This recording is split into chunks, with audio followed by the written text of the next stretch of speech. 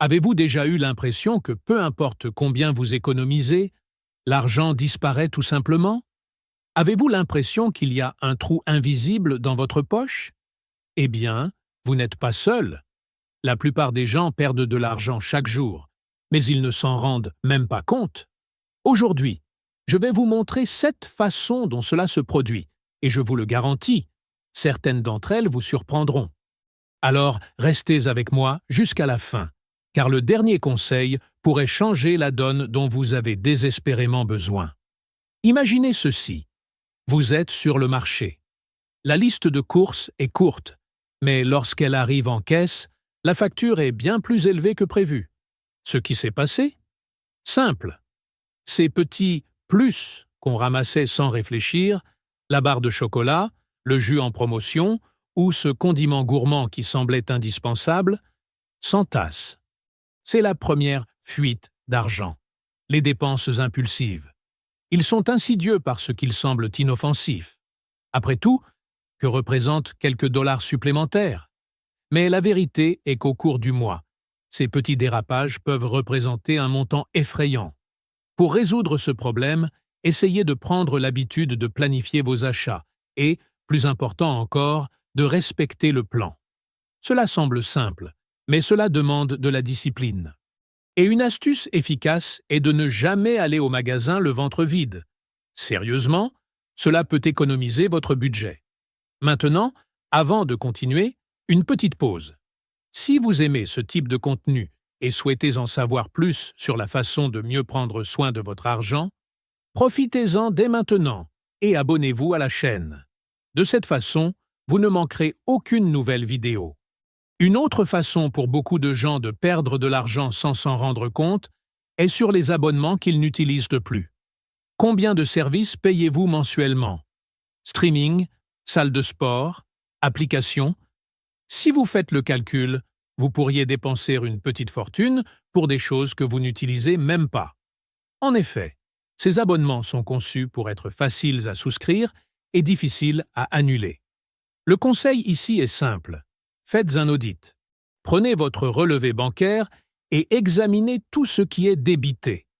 Demandez-vous, est-ce que j'utilise vraiment ça? Si la réponse est non, annulez.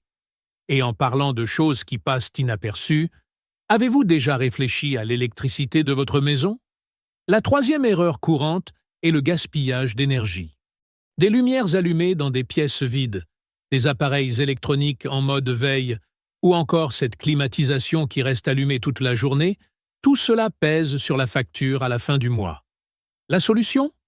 Prenez l'habitude d'éteindre les lumières en quittant une pièce, d'éteindre les appareils qui ne sont pas utilisés et, si possible, d'investir dans des ampoules LED, plus économiques.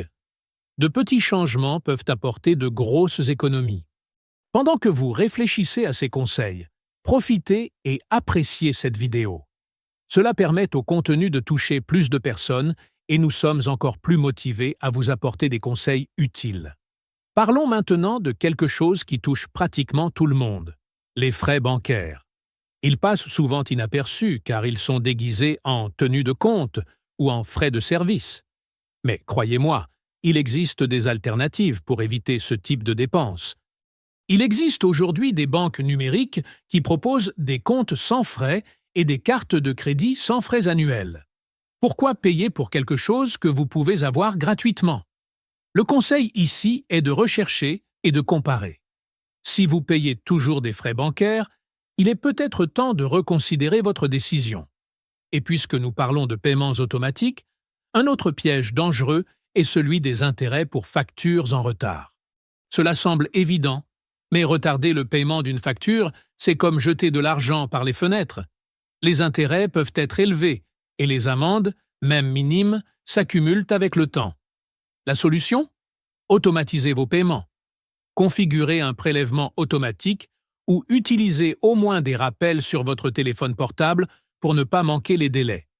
Maintenant, je veux savoir, parmi ces conseils jusqu'à présent, lequel vous a semblé le plus logique? Commentez ci-dessous. J'ai lu chaque commentaire et j'aime savoir comment je peux vous aider encore plus.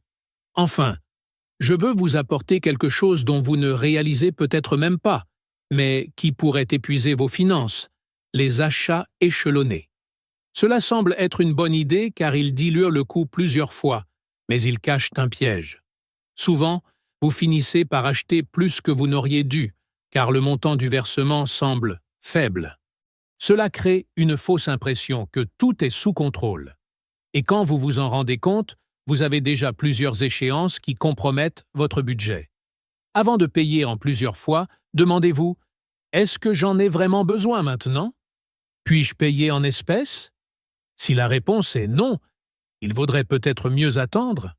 Et si vous êtes arrivé jusqu'ici, que diriez-vous de partager cette vidéo avec quelqu'un de spécial?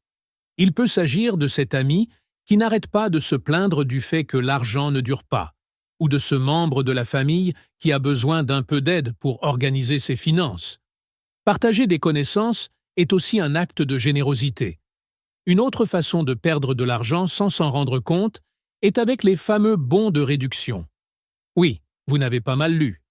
Les coupons peuvent sembler être un moyen d'économiser de l'argent, mais s'ils sont utilisés sans planification, ils finissent par devenir des pièges.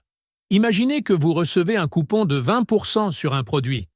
Cela semble bien au début, mais avez-vous vraiment besoin de ce produit? Souvent, les gens achètent des choses qui n'étaient même pas dans leur plan simplement parce qu'ils ont vu une promotion à ne pas manquer. Voici un conseil. N'utilisez des coupons que si le produit en question figurait déjà sur votre liste de besoins. Dans le cas contraire, la remise pourrait se transformer en une dépense inutile. Et en parlant de dépenses, sans s'en rendre compte, parlons de manger au restaurant. L'habitude de se faire livrer ou de déjeuner au restaurant peut être un véritable piège pour votre budget. Un repas rapide par-ci, un café spécial par-là. En fin de mois, les chiffres peuvent faire peur.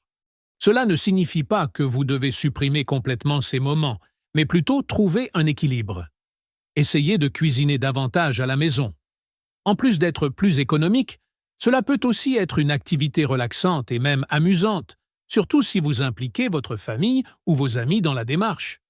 Oh, et pendant que vous y êtes, n'oubliez pas de vous abonner à la chaîne si ce n'est pas déjà fait. De cette façon, vous ne manquerez aucun conseil précieux comme celui-ci. Parlons maintenant de quelque chose qui échappe souvent à notre radar. La maintenance préventive. Voitures, appareils électroménagers, plomberie, tout cela nécessite un entretien régulier. Ne pas effectuer de maintenance peut sembler une économie à court terme, mais à long terme, les coûts sont beaucoup plus élevés. Par exemple, changer l'huile de votre voiture à temps peut vous éviter d'avoir à faire face à de graves problèmes mécaniques à l'avenir.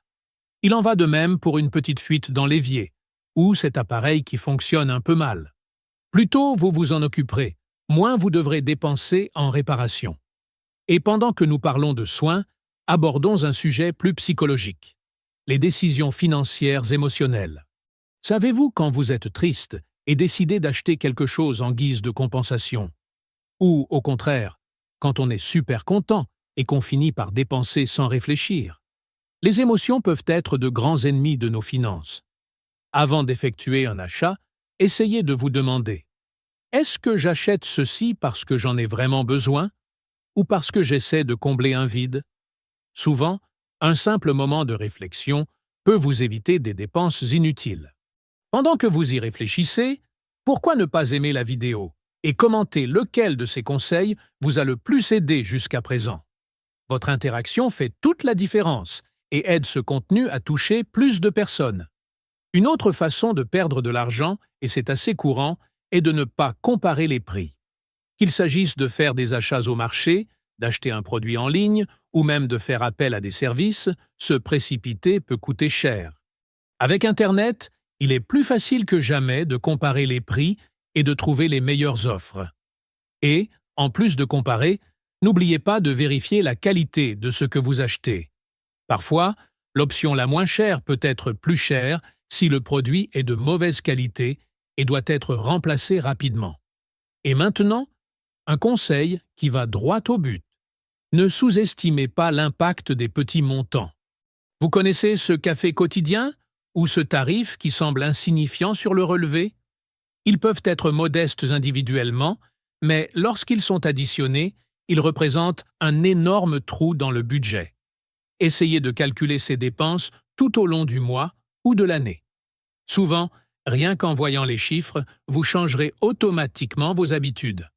Et bien sûr, si vous pensez que ces conseils pourraient aider quelqu'un que vous connaissez, partagez cette vidéo avec lui. Parfois, une simple information peut faire toute la différence dans la vie d'une personne. Pour terminer, je voudrais évoquer une réflexion importante. Le manque de planification financière est peut-être le plus grand moyen de perdre de l'argent sans s'en rendre compte. Lorsque vous ne savez pas exactement où va votre argent, il est facile de perdre le contrôle. Et cela ne doit pas être compliqué. Commencez par noter vos dépenses dans un cahier, une feuille de calcul ou une application. Le simple fait d'enregistrer vous fera prendre davantage conscience de vos habitudes et vous aidera à identifier ou réduire les excès. Prendre soin de votre argent ne doit pas nécessairement être une tâche ardue ou ardue. Avec de petits changements quotidiens, vous pouvez transformer complètement votre relation avec les finances.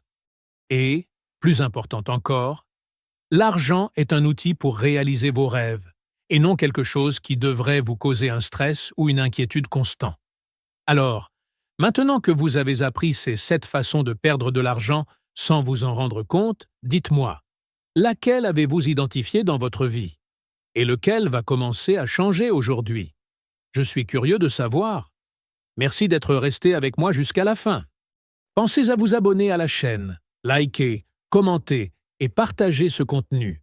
Ainsi, ensemble, nous pouvons aider davantage de personnes à mieux prendre soin de leur argent et à bâtir une vie financière plus paisible. Jusqu'à la prochaine fois.